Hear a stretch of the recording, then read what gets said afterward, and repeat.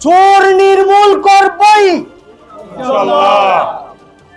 যতক্ষণ পর্যন্ত কবি নজরুল যেভাবে বলেছিলেন, মহাবিদ্রোহী রণক্লান্ত আমি সেই দিন হব শান্ত।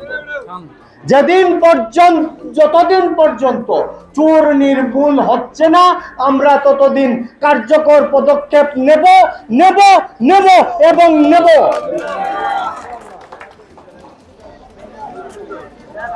সবাই ঐক্যবদ্ধ আছেন।